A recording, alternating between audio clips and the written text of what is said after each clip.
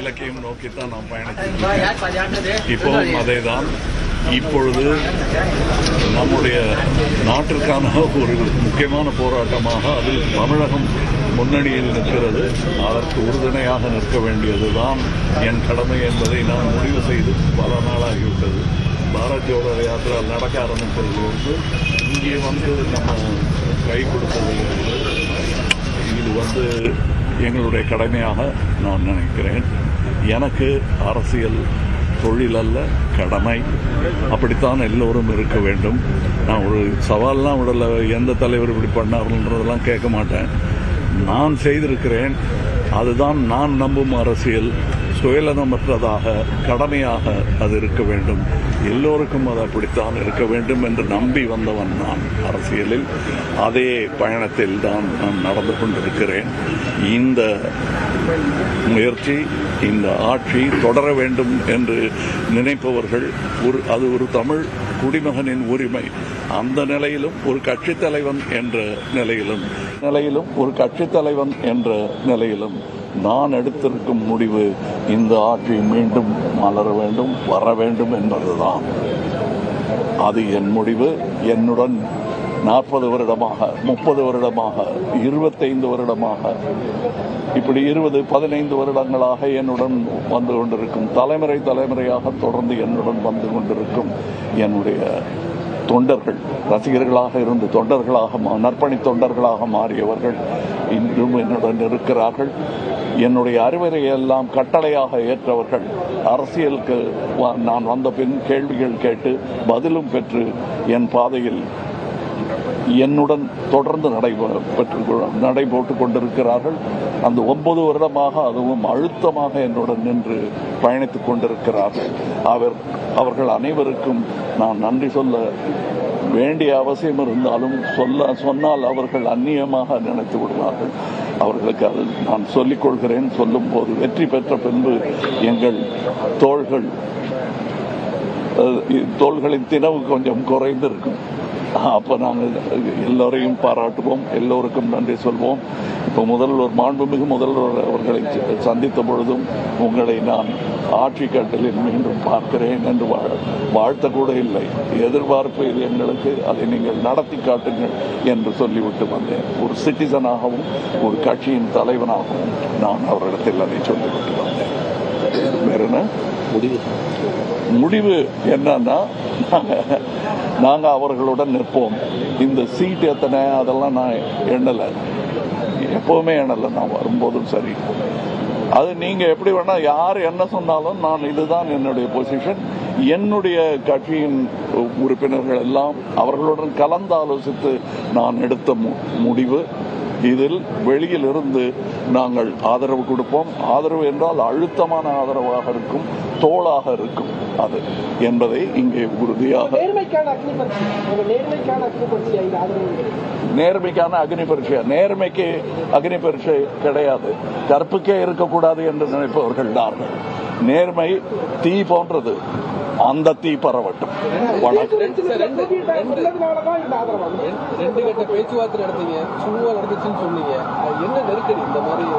நெருக்கடிங்கிறது தமிழ்நாட்டுக்கே வந்திருக்கு, கட்சிக்கு இல்ல.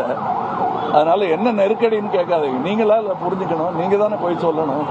நீங்க சொல்லும் போது அது பேக்ரவுண்ட் மியூசிக் போட்டா அது கவலைக்கிடமாயிடும், சந்தோஷமான மியூசிக் போட்டா சந்தோஷமா ஆயிடும். கண்டிப்பா எங்க கட்சிக்கு என்று சுயமரியாதை பற்றி அவர்களுக்கு தெரியாததா? நான் அதை சொல்லணுமா? அவங்களுக்கு தெரியும். என்னை அவர்கள் பெரும் மரியாதையுடன் நடத்தி கொண்டிருக்கிறார்கள், நடத்துவார்கள் என்ற நம்பிக்கையும் எனக்கு இருக்கிறது. அதனால் நான் இவர்களுடன் நிற்பதை பெருமையாக மட்டுமல்ல, கடமையாகவும் நினைக்கிறேன்.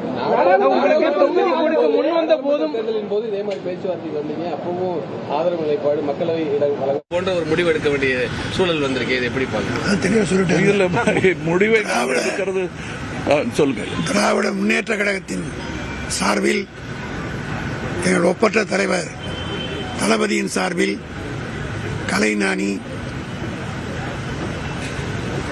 நம்முடைய மதிக்கத்தக்க தலைவர், மக்கள் நீதி மைய கழகத்தினுடைய தனிப்பெரும் தலைவராக விளங்குகிற கமலஹாசன் அவர்களுக்கு திராவிட முன்னேற்ற கழகத்தின் சார்பில் எங்களுடைய நன்றியினை மனப்பூர்வமாக நான் மட்டுமல்ல, திராவிட முன்னேற்ற கழகத்தில் இருக்கிற 2 கோடி தொண்டர்களும் இன்றைக்கு அவருடைய பெருந்தன்மைக்கும் சென்டிமெண்டலாக நான் சொல்லுகிறேன். 2024 நடைபெற்ற நாடாளுமன்ற தேர்தலில் மதிப்பிற்குரிய தலைவர் அவர்கள் இங்கே குறிப்பிட்டதைப் போல 2024 நாடாளுமன்ற தேர்தலில் இதேபோல நிபந்தனையற்ற ஆதரவை திராவிட முன்னேற்ற கழகத்தினுடைய தலைமையில் மு க ஸ்டாலினுடைய தலைமையில் அமையப்பெற்ற கூட்டணிக்கு ஆதரவு தருகிறேன் என்று சொல்லி அவர் எடுத்த அந்த முடிவு சென்டிமெண்டலாக ஒர்க் அவுட் ஆகி தமிழ்நாட்டில் 40க்கு 40 வென்று காட்டி ஒரு சரித்திரம் படைத்திருக்கிறது. அதேபோல இன்றைக்கு அவர்கள் எடுத்திருக்கிற இந்த முடிவு திராவிட முன்னேற்ற கழகத்திற்கு ஆதரவு கொடுப்போம், தளபதி மு க ஸ்டாலின் தான் தமிழ்நாட்டினுடைய முதலமைச்சராக வர வேண்டும் என்ற அழுத்தமான நம்பிக்கையோடு இங்கே வந்திருக்கிறேன் என்று சொன்னது நிச்சயமாக திராவிட முன்னேற்ற கழகத்துடைய தலைவர் தளபதி குறிப்பிட்டதைப் போல 200க்கும் மேற்பட்ட இடங்களை நிச்சயமாக வெற்றி பெறுவோம் என்பதை இவருடைய இந்த பேச்சின் மூலமாக அதை உறுதி செய்திருக்கிறார். அவருடைய பெருந்தன்மைக்கும் அவருக்கு கலைஞானி என்ற பட்டத்தை கொடுத்தவரே எங்கள் தலைவர் கலைஞர்தான். ஆக கலைஞரால் வளர்க்கப்பட்ட கலை உலகத்தில் வளர்க்கப்பட்ட பிள்ளை நம்முடைய கமலஹாசன் ஒருவர். அவர் வைத்த அந்த பெயர் எப்படி நிலைத்து நின்றதோ அதே போல அவர் புகழும் இன்றைக்கு நிலைத்து நின்றிருக்கிறது. அவருடைய தலைவர் அவர்கள் இருந்தால் கட்டிப்பிடித்துக் கொண்டு முத்தமிட்டு அவரை வாழ்த்தி வரவேற்றிருப்பார்.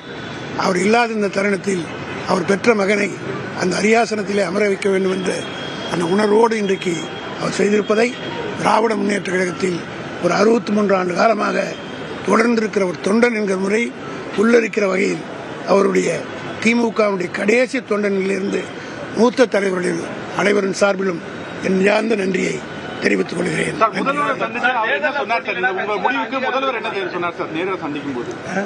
முதல்வர் என்ன சொன்னார் நேரில் சந்திச்சு இந்த முடிவு? நான் சொன்னது வென்று காட்டுங்கள், நாங்கள் துணை நிற்கிறோம் என்பது. கண்டிப்பா நன்றி என்று சொல்ல வேண்டிய அவசியம் இல்லை. எங்களுக்கு இருக்கும் அழுத்தமான உறவு எல்லாருக்கும் எதற்கு நன்றி சொல்லணும்னு நினைச்ச அந்த பெருந்தன்மைக்கு நான் என்றுமே தலை வணங்குவேன். இப்பவும் அதை இவர் மூலமாக அவர் சொல்ல படித்ததனால்தான் இவர் சொல்லியிருக்கிறார் என்பதும் உங்களுக்கு தெரியும். இவருக்கும் நான் நன்றி சொல்கிறேன். வணக்கம். இது நாங்கள் இப்ப புறப்படுறோம், வேலை இருக்கு எங்களுக்கு. இந்த வெற்றியை நோக்கி நாங்கள் சின்னம் இருக்கு, ஏற்கனவே டார்ச் ஷீட் இருக்கு. அதை என்ன பண்ணணும்?